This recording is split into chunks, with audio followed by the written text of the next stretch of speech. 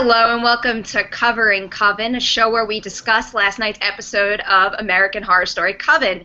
I'm your moderator, Perri Nemiroff, and here are our panelists.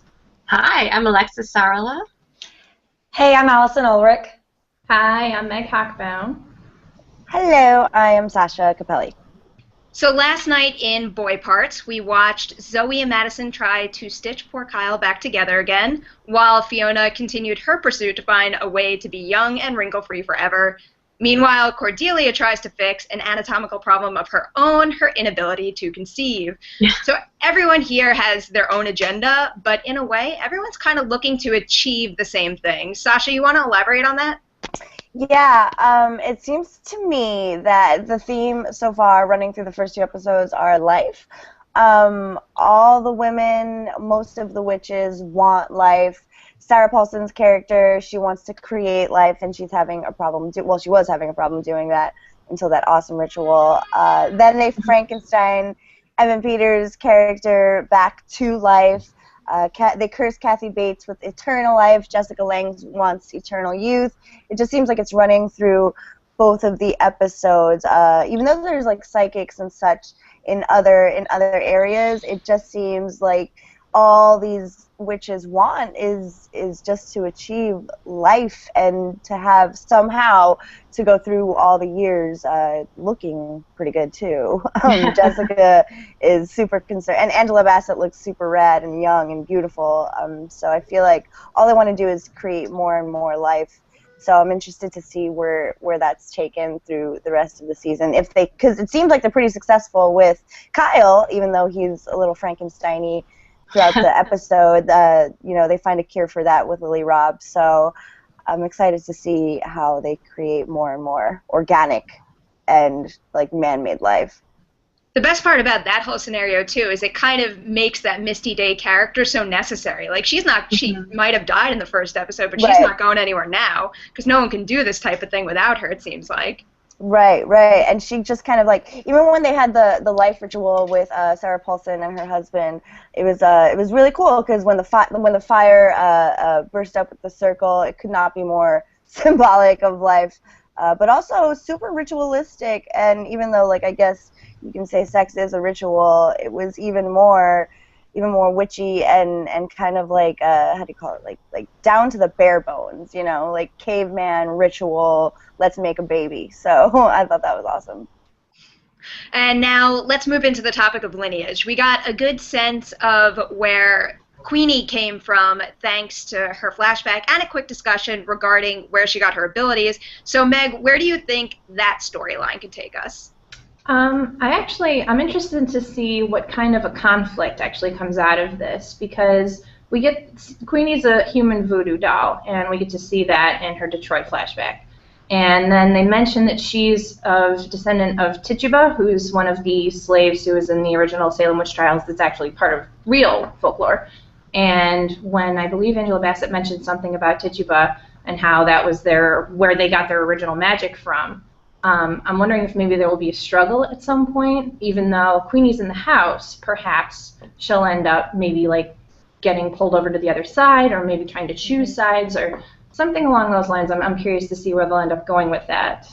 How'd you guys feel about her flashback scene? I think it worked pretty seamlessly. Normally when you throw back to someone's past life, it could be a little jarring in the narrative, but that worked so well, and we kind of needed that insight into her life. Yeah, it was totally...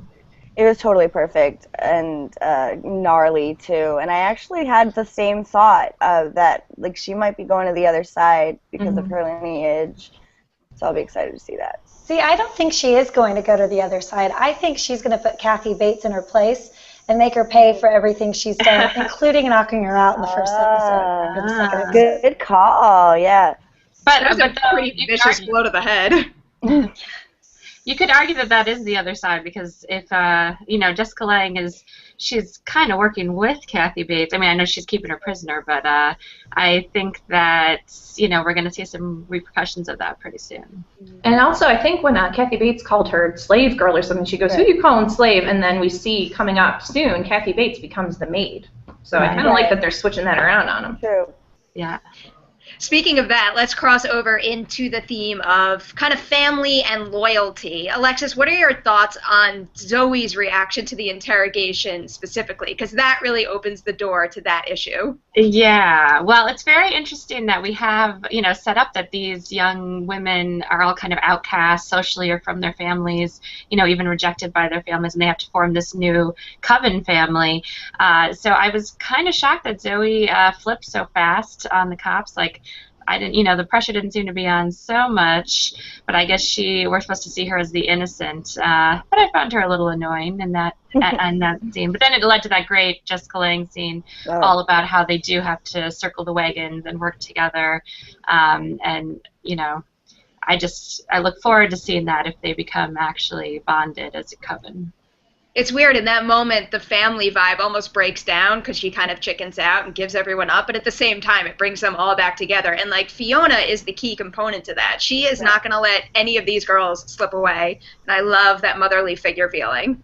Right, but then you have to wonder, the relationship between her and her own daughter, clearly at the end she has some regrets there, so will her daughter be immersed in that family too? I don't know.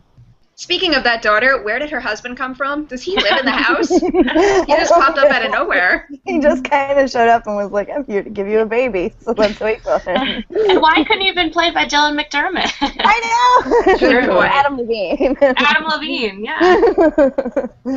I'm kind of psyched to see how that opens up, because clearly he knows what she's all about. I wonder if he's got any abilities of his own.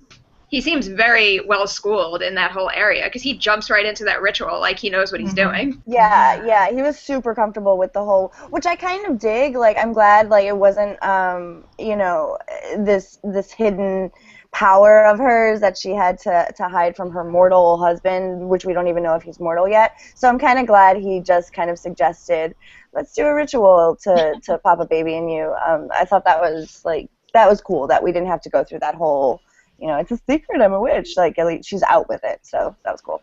But it does seem a little ominous and worrisome. Like, I don't know. So now, considering at least half of this episode consisted of very quotable material, let's roll through our favorite lines from the night. I'm going with, "You're not remembered fondly, but I guess that beats not being remembered at all." This episode does an incredible job of transitioning Kathy Bates' character from a woman you totally hate to one that's starting to grow on you, but you still know you should hate. So that line kind of defines her. Yeah. Sasha, what are you going with? My favorite line was right in the beginning with Lily Robb when she just looks, she deadpans and she says, "Not all dead." And that to me is like the complete theme of both episodes, is that nobody is all dead completely, especially that Lily Robb character. That is what she embodies, is life and primal moss, and she's just she looks like she came like out of the woods and just kind of organically grew. So I love that line. It's badass and organic at the same time. How about you, Alexis? Got a favorite? Oh my gosh, I had a lot of favorites, but I did love Angela Bassett's line when she said, "You could offer me a unicorn that shit 100 bricks, and I'd still never give you more than a headache," because it's just like, she's the most badass, awesome character, and looks amazing. And that showdown between her, like, doing Jessica Lange's hair, so, like, with their, like, fake smiles, oh, it was so good. Great. Allison and Meg, what you got? So I love at the very end when Jessica Lange is sitting there with Kathy Bates on the bench, and she totally puts Kathy Bates in her place, saying, "You ran away today, and it's back in the box for you." And I mean, we did see in the next episode or preview that Kathy Bates does become the maid, but I think that's just a telltale sign of where this is going and who wears the pants in the situation, and it's definitely Jessica Lange. I'm actually pretty big on foreshadowing. I love reading into things, and maybe I shouldn't, but I think it was Angela Bassett said something like, "Oh, I'll finish her," when she had Jessica Lange in the chair and they were doing her hair before she came in. Oh, right. So right away, my thought's like, that's going to be like the start of the struggle between the two of them. So now, wrapping up this episode, we move into our rapid fire segment where we anticipate what's to come. I, for one, am looking forward to the humor on the way as Madame Lalaurie adapts to modern life. I definitely got a kick out of Kathy Bates' reaction to the cell phone ring, as well as that final scene of her and Jessica Lange walking down the street in their contrasting outfits. So there's going to be a lot of fun humor to come from that. How about you guys? Alexis, what are you looking forward to next? I'm really looking forward to seeing how Lily Rabe's character fits in. Is she going to be? I'm surprised Zoe didn't bring her to introduce her to the other witches. But I just love that character, especially because she loves Stevie Nicks. Like, of course, a witch would love Stevie Nicks. That makes so much sense. And maybe even allude to the fact that Stevie is a witch herself. I don't know if that was supposed to be literal or not, but that was great. And her taking care of Evan and seeing how she is going to come into the mix will be great. Stevie Nicks cameo. Oh my God, I would love that. Yeah. Allison, what are you looking forward to? I'm really looking forward to seeing how this whole Zoe Kyle thing pans out and how Lily's going to bring Kyle back and not, is he going to be evil? I mean, we did see how he beat up the guy in the morgue. Was he just going to be like an evil Frankenstein? Is he actually going to be healed? How is this going to work? So I'm looking forward to that, and I'm looking forward to the final show. Well, maybe not the final showdown, but the first showdown between Kathy Bates and Angela Bassett, because you know it's going to happen soon, and hopefully next episode. And Meg, what about you? I'm stuck on the Minotaur. I want to know, I mean, Kathy Bates put the head on him, but it's not permanent, and yet here we see in the now, Angela Bassett has her lover, and he's a full-on Minotaur. So I want to know what happened there and why he's still a Minotaur, and he can't just take the thing off. So curious to see where they're going with the Minotaur part. Yeah, he was shackled too. Why is he? Yeah, why still? Why is he alive? Sasha, what about you?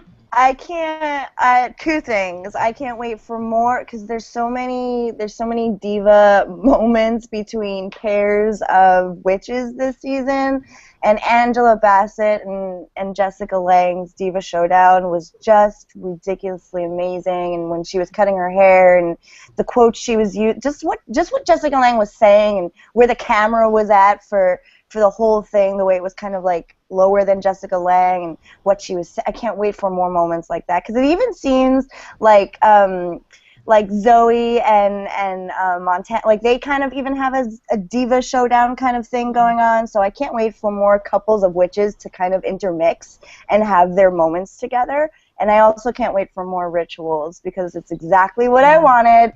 And they gave me 2 ballin'-ass rituals and a super sexy one. So I can't wait for more witchy rituals because those really satisfied me.